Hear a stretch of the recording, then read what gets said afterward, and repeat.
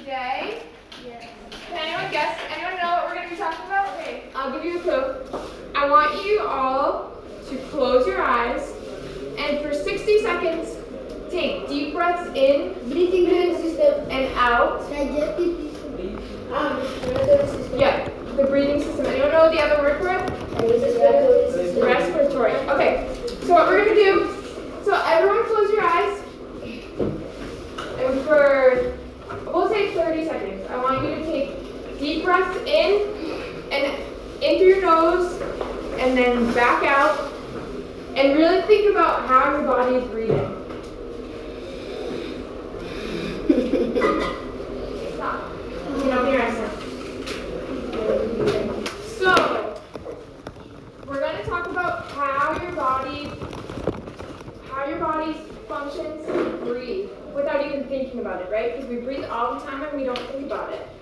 So, on your pieces of paper, each group has one. I want you to divide it in half. And on one side, I want you guys to come up with what you know about the respiratory system already. Write down what you know about the breathing system, okay? If this is your paper, you fold it in half. This side is what you already know, and at the end of the class, we're going to fill in what you learned, okay? So anything that you know about the respiratory system now, put on this side. It's okay if you don't know anything. But work as a team and come up with things that you know. Who can share one thing they know about? Actually, I want every table to share one thing that they already know. Dondi, let's start with you. It takes an oxygen and releases carbon dioxide. Who else had that? Raise your hand if you also had that. You guys did? Okay. You want to say something else? Go ahead. You breathe in through your nose and out through your mouth. Can you also breathe in through your mouth? Yes. Yeah, you can too. You can breathe through both. Okay, this table, what did you have? Okay, that's alright. How about this table? What did you have? The respiratory system helps us to breathe in and out. And Brillia? The air passes through the nasal cavity. The air passes through the nasal cavity. Okay, one more. The windpipe or pressure divides into two air passages called the bronchi, yeah. Which leads into the lungs. Cool. We're gonna do a quick diagram so that we can know the important parts, and then we're gonna do practical, and we're gonna make a model of working lungs. Okay. So let's work on this diagram, and then we're gonna move on to the practical. All right. So we'll get some definitions in, and you'll understand where all the organs are.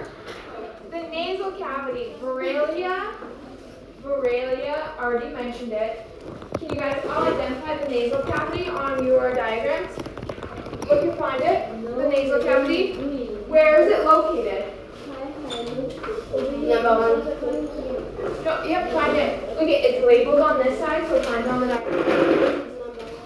Who's ever had a cold? Who's ever been sick?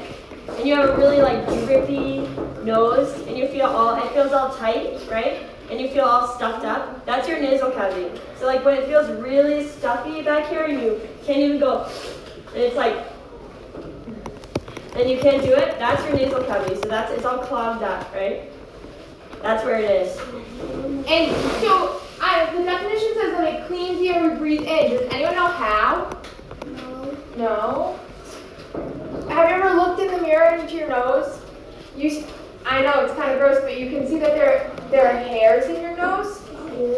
So when you breathe in, those hairs work to stop dust and particles that you breathe in. So the hairs trap them so that it stops some of the particles from going into your lungs. Why do you guys think it's important that the nasal cavity cleans the air before you breathe in? Why do you think it's important? Jordan?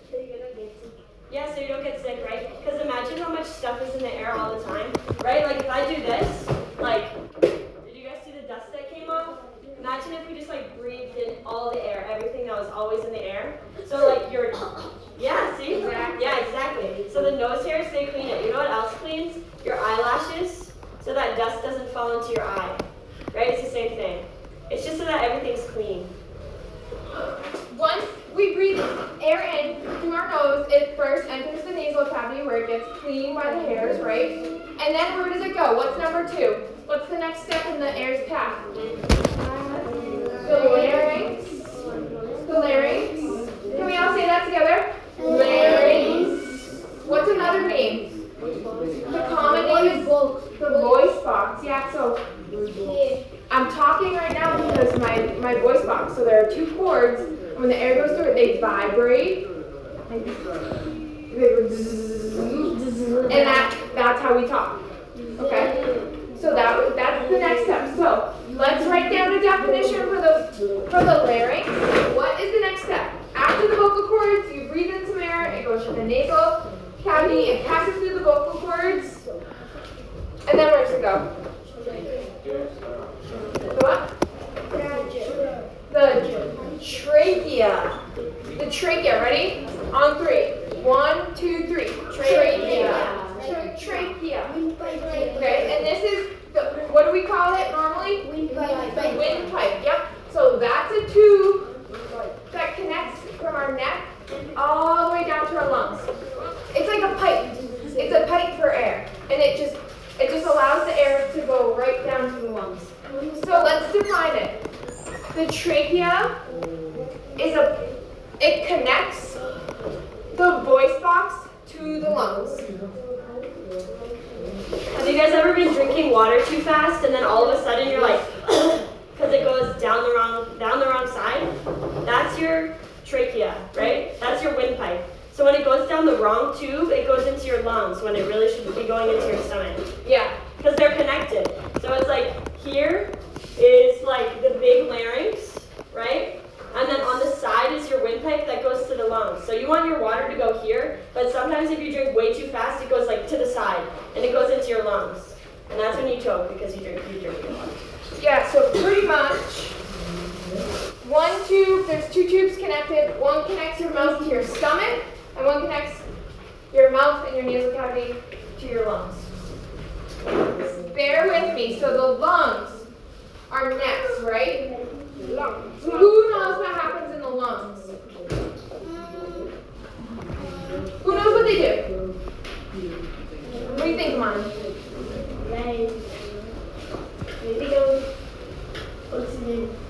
They take in oxygen. That's right. So, everyone, I want you to take a big breath in, hold it, and then breathe out. Ready?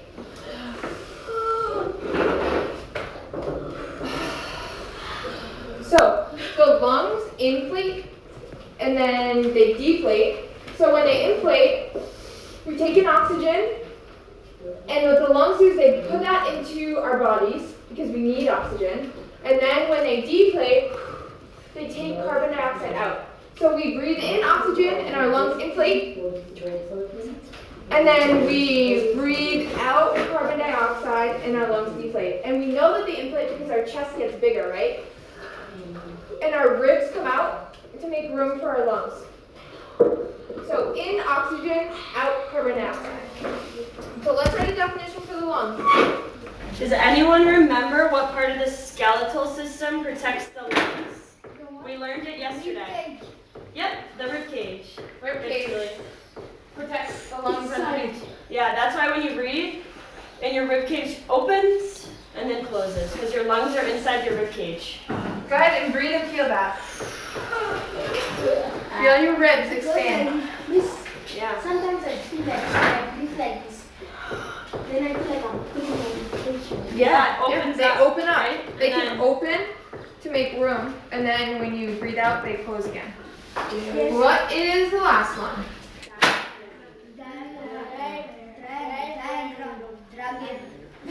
All right, who wants to try to say it? Who thinks they know it? Raise your hand, raise your hand. Diaphragm. I'm on a flash track. Diaphragm. Would it help you